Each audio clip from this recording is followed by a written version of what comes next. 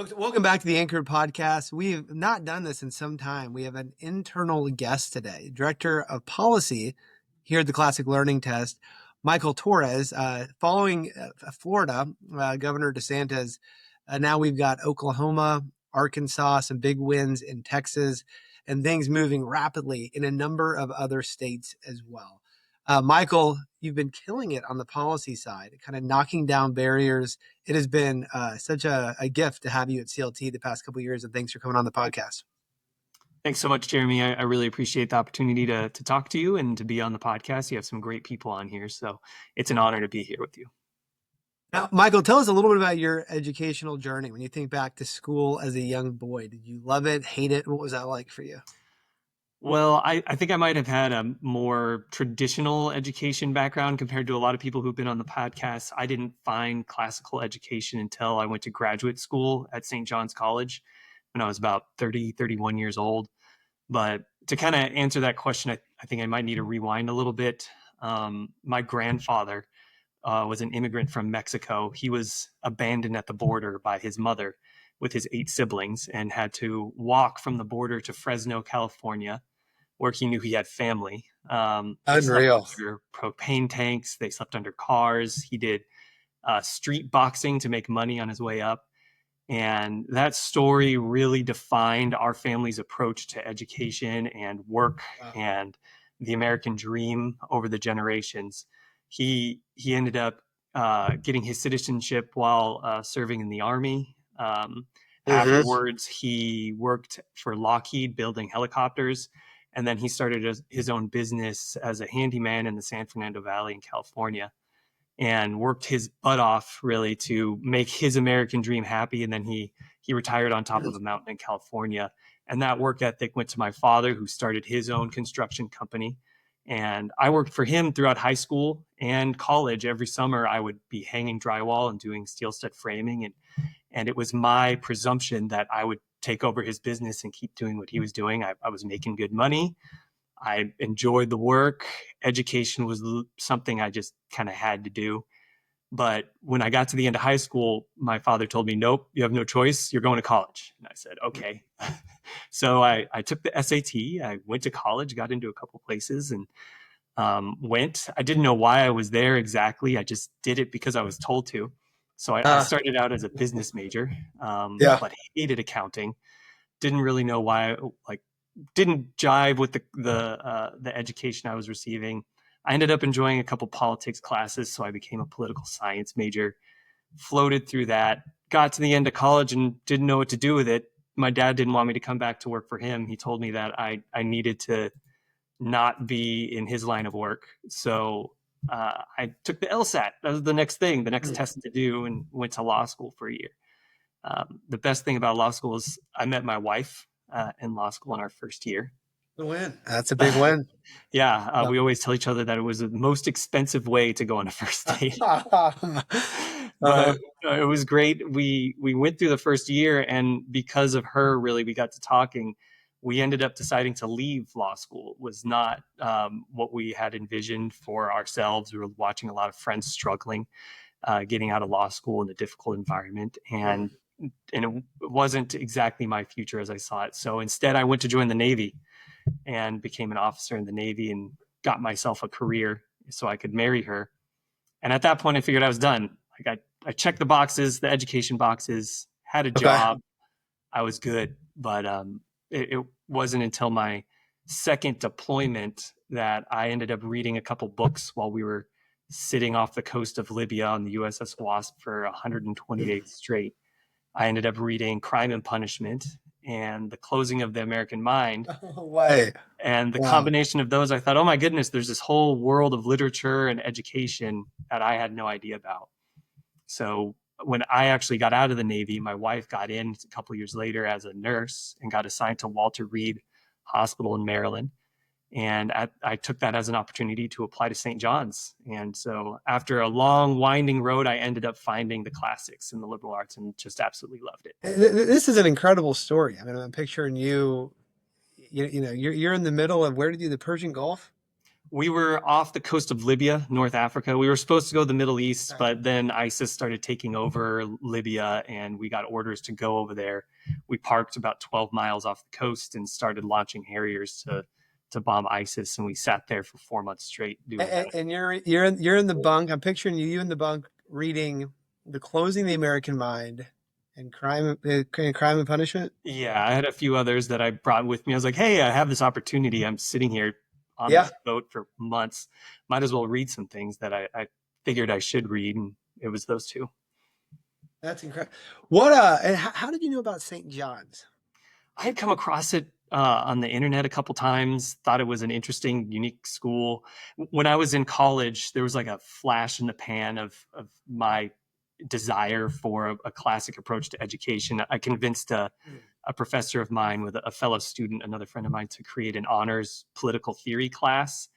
And we sat around in a circle and went over texts just like at St. John's, but we were completely inept at it. We had no idea what we were doing. I didn't know how to read a whole text like that and contend with it in an intelligent fashion. But it was fun. It was interesting. And when I found St. John's online, I thought, oh, that's kind of cool. Maybe I should keep that in mind. Fascinating. St. John's, you did 5 of the 6 disciplines. This is a graduate program in kind of Western classics. Is that right? Mhm. Yeah, exactly. They go through different subject matter. You have literature, political, politics and philosophy, mathematics and science and history. And you can pick which of the ones you want to complete. And you have to complete at least 4 of them, I believe, to finish the graduate institute. Okay. And tell me about St. John's. Dear friends of ours, right here in Annapolis, beautiful school.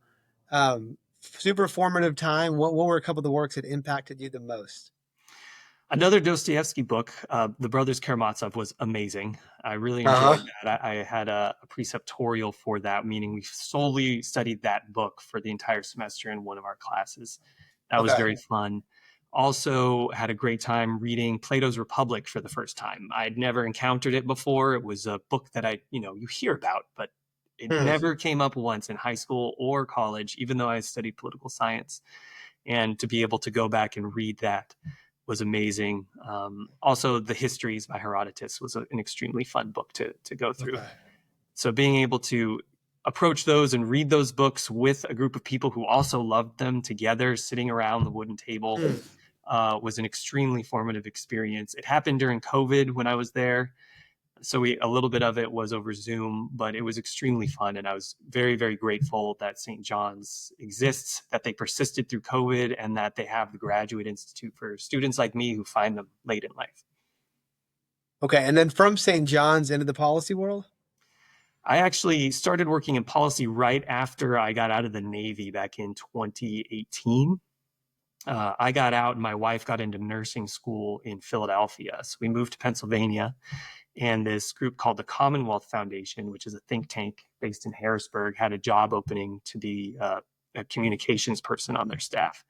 So I started working there, working on education policy, tax policy, other regulatory things, and absolutely fell in love with the education work they were doing. They were primarily focused on school choice, along with other things having to do with budget and how the public education system is structured in Pennsylvania. So that's where I started out, really got to learn the ropes of how things work in an extremely contentious state. As you might have imagined, Pennsylvania is a difficult place to work in sometimes. Sure. Well, you've been an amazing addition to the team here at CLT, and I think have done more than all of the ACT and College Board lobbyists combined have been able to accomplish. And despite their best efforts, huge wins again in Oklahoma and Texas and Arkansas. It's been incredible, And I think Florida gave us kind of a model for how we could kind of scale CLT nationwide. And I think with that, sometimes being a beachhead, for classical education itself, which is super exciting. Tell us like just a little bit about kind of the wins of this past spring around the country. Certainly. So, yeah, we were trying to launch off of Florida. It was such a great example. Governor DeSantis, Commissioner Manny Diaz, and others in Florida who really cared about ensuring that students had another option in terms of what assessments they could take for various things, whether it's graduation, qualifying for dual enrollment in colleges, getting scholarships to college, participating in the school choice programs. They went across the board and included us as an option alongside the tests that had previously had monopoly over those arenas. So we tried to structure a way to find states where there were those particular opportunities or a particular opening with lawmakers to at least work on one or two of those issues. You're not going to find many Governor DeSantis everywhere who want to just do everything at once. He's very much a go big or go home kind of guy. In Arkansas, actually, we ended up replicating a lot of what happened thanks to the Governor Sanders there. She included us in the Arkansas Access Bill, which is a major higher education reform bill. They basically took a whole bunch of their higher education policies, scrapped it, and replaced it with a new approach. Everything from dual enrollment and advanced courses for high school students to the entrance exams they could use, such as CLT, to earn scholarships or admissions to the universities there. And then subsequent to that, they passed SB 183, which allows public high school students to choose between either of the three tests, the CLT 10, the PSAT or pre-ACT in 9th or 10th grade, or the college entrance exams in 11th and 12th grade. So previously it was only ACT allowed. Now all three companies can compete and the students can choose which one fits their needs best. So that was a very close model to what happened in Florida, in Arkansas. In Oklahoma, we weren't able to go that big, but it was pretty big still. We worked with some really great friends in Oklahoma who were very interested in helping us kind of work on the ACT monopoly that was established in state law there as well. Big shout out to the Catholic Conference in Oklahoma. They were very interested in bringing Deacon Garlic. We love you. Mm-hmm. Thank you. And Brett, who heads the Catholic Conference, was a very big help in introducing us to the concept of CLT and helping me inform lawmakers there of what our test is about and what our company does. And what we were able to do there is work with both of the education chairman and chairwoman in the House who ended up sponsoring our bill. It's HB 1096. And what we did was we found every place that ACT had an established monopoly in state law over the decades they'd gone through, and their name was just put into law everywhere, which is not something you see in other portions of policy. You don't see Lockheed Martin or Boeing written into national statute. Usually the statute says, go forth, Department of Defense, and build a bomber. And then they so why is that in so many states that's the case as well, where you've got two companies? I mean, ACT is a for-profit company. Written into statute. How did that happen? Well, because they are standardized, they give them, it gives the companies the allure of being the only option. We have to create a standard that our students are held to, I think. And so they go into each state, and then each state becomes an ACT state or an SAT state. And that's the one standard. And for some reason, when it comes to testing and that sort of academic measurement, people might relate it a little bit to a state test. Oftentimes when you talk to people about this, they think the SAT or ACT are part of government operations, not an Totally. In fact, when we started CLT, a number of people said, it's an interesting idea, but I think it's illegal. We heard that a lot. Exactly. Yeah, that's a very common sentiment. And it's one I've encountered talking with lawmakers. They think, well, we're an ACT state. It's just built into the system. And I have to explain to them, ACT isn't part of your state government. It's not part of the Department of Education in your state. It's a private company, and you've written this private company into your state law. You didn't per se, but it happened in the 60s, 70s, 80s, and 90s over the years. They lobbied lawmakers to say, hey, you should have a standard for graduating students or a score set for them earning state-funded scholarships. And instead of saying in state law, a student should get in the 80th percentile on a college entrance exam to earn a state-funded scholarship, they'll say a student should earn an ACT score or an SAT score of X, Y, and Z. And that's a really unfortunate way to go about things because those tests change quite often. The scores drift over time. They reformat it. So having that written into law makes it inevitably it gets old very quickly and references something that is wrong, but it's also unfair because it eliminates the ability for free and fair competition and made it so that CLT Is the a big is part. the smoke screen starting to clear? I mean, at the end of the day, these are companies with an impoverished vision for education that are just selling tests, right? And but there's been this kind of smoke screen that it's so much more than that. Are folks starting to kind of see through that now? To a certain extent, yes, but it's sort of in certain circles of the education world. A lot of the education reform movement nowadays is focused on things like school choice and science of reading, literacy, things like that. And where the standardized assessment conversation has been mostly focused is on test optional policies. That's been the biggest thing. So a lot of people are thinking, hey, we should get rid of these test optional policies and bring the SAT and ACT back. So the conversation has been less about why are these tests changing and what could be better about them, and more about should they be used or not, unfortunately. But we're trying to change that, and I think we're finding some success in doing so. For instance, I talked to dozens and dozens and dozens of lawmakers in Texas over the last session, and basically to educate them on, one, what the CLT is, and two, what had changed with the SAT, which I think had flabbergasted a lot of them to know that, Yeah. one, that the test changed at all, and two, what the changes were. And so that has really, really instigated a lot more thinking on their part about why they're making the policies they're making. We talked a little bit about Oklahoma, a little bit more about Arkansas.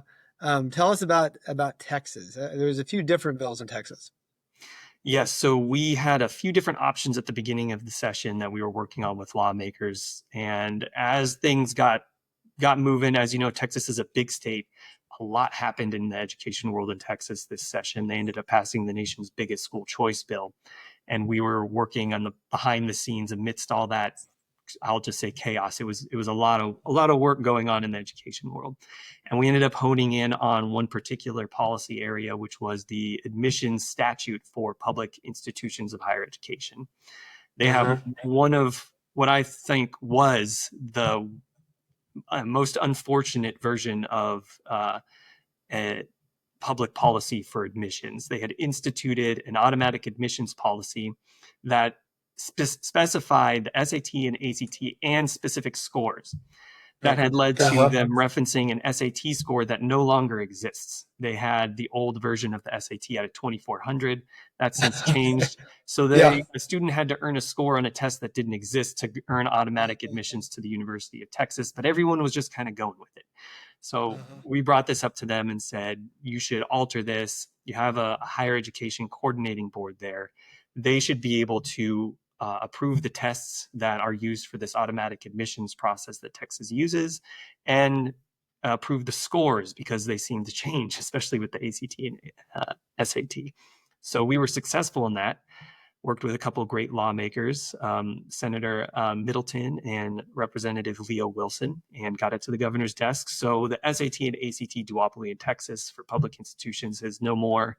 It's now with Governor Abbott and the Higher Education Coordinating Board to choose which test to use.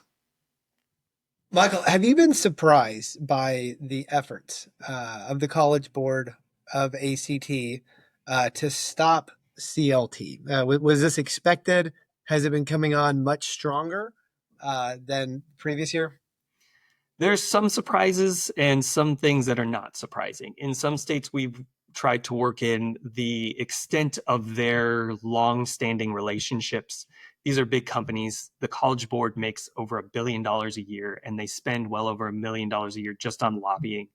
That's not counting the amount they spend on other things to get their name out there in the policy world. And so they have a lot of relationships with people in state government for a long time. So you get there and talk to folks and they're like, well, I know them and I'm going to stay loyal to them. And so that's not surprising. And we have a road ahead of us to convince folks in certain states that this is not the right position to be in and that we're coming. whether they like it or not, the CLT is coming. So that wasn't surprising. What I think was surprising is the extent to which each of those companies were willing to lobby against legislation that helped one of them. Even so, they were lobbying against themselves just to try and keep us out. That happened in Oklahoma, We're adding the SAT and the CLT in several portions of state law, but the College Board still lobbied against it. So they would prefer to have had an ACT monopoly in Oklahoma without the SAT being able to Incredible. participate, just because they're afraid of us being able to come in and compete. And I Yep. understand that, because once we were allowed to compete in Florida, it exploded. The Sure. desire for students Yep. to use us exploded. And so there's a cynical nature to this lobbying effort that was a little surprising to me, but now we know that that is where they're willing to go. Louisiana, Nebraska, Ohio, South Carolina, Georgia, any other states you're thinking about that you're excited about? Right now, Louisiana and Ohio are top of mind. We are working on a bill to be added to the TOPS scholarship program. It's one of the biggest state-funded scholarship programs. Louisiana, I think, I don't think I knew anyone at LSU that was not on tops, really. except me, because I came from Maryland and Oh, because I was you can get.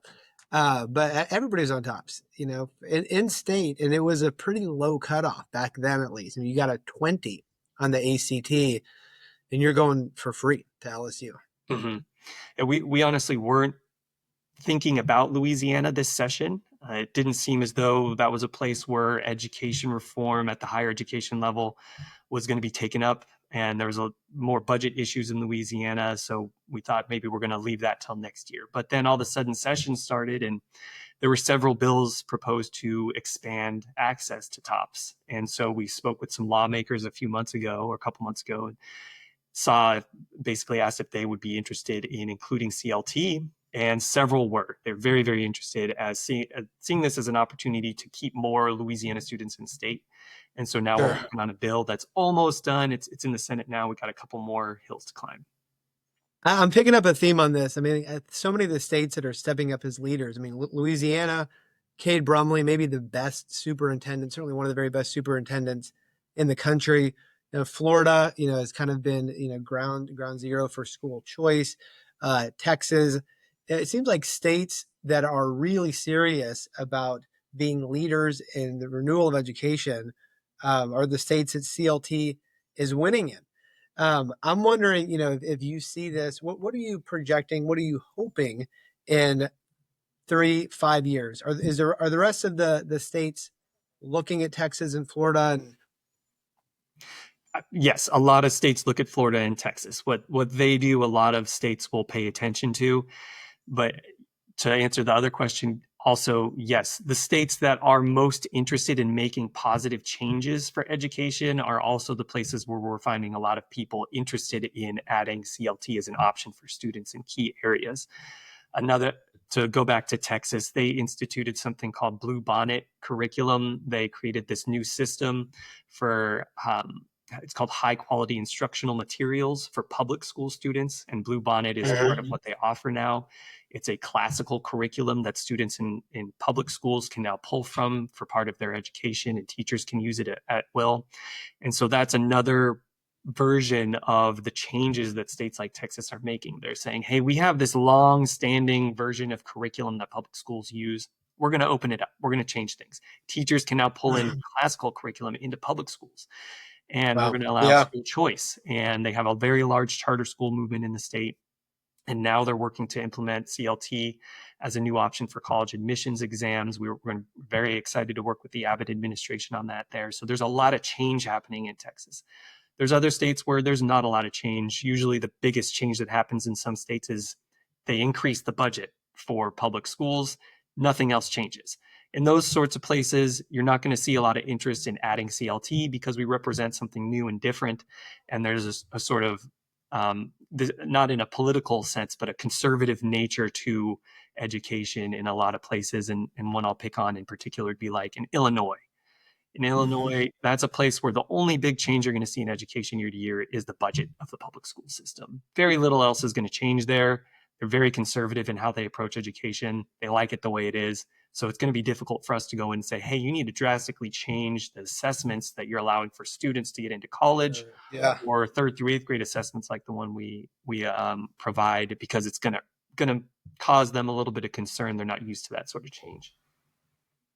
Given an equal playing field, and given it, which is what you're creating for us at CLT, knocking down barriers, right? Making an equal playing field. We're seeing that given a chance to compete, the market, students, schools prefer CLT in a big way. In fact, ACT's top person in Florida, Wes Gentry, is now at the classic learning test, Wes is the right? best. Right. Wes. Wes is the best, right? Who classically homeschools, his own kiddos. Um, why do you think that is? That is a great question. And I get versions of that question from lawmakers from time to time. And it's hard to nail it down to one particular reason. It probably has to do with the family and the student and the school. So in Florida, there's various ways students are using us. One of the biggest is to graduate from high school. Another one is to participate in the school choice program, and whether they're homeschooled or they're going to a private school. And so you've got very different uh, families, students, different backgrounds and locations of why students would choose CLT over one of the other exams. So it's hard to pick, but one thought I've always had is we have a very different approach to test prep. The other tests, for instance, we had a conversation with the Department of Education in Florida. Students will be put in SAT test prep from the time they're in like 7th or 8th grade. It's like a military program that the parents will institute on their child, and they will be drilled into SAT test prep for years and years and years. And a lot of families don't want to have to go through that or compete with those, you know, maniacal version of college entrance exam preparation. And so offering a fresh approach to testing that where everyone's kind of on a little bit more of an equal playing field, where if you get a good education, you're going to do well in our test. If you're not getting a good education, you're probably not going to do well in our test. It's a little bit more straightforward. Yeah, I think that's the reason why. And I was looking on Instagram at this ACT commercial, like an Instagram reel or something. And it was somebody trying to sell the ACT as a weatherman and saying, I get it wrong a lot, and you can get it wrong a lot and still do great on the ACT.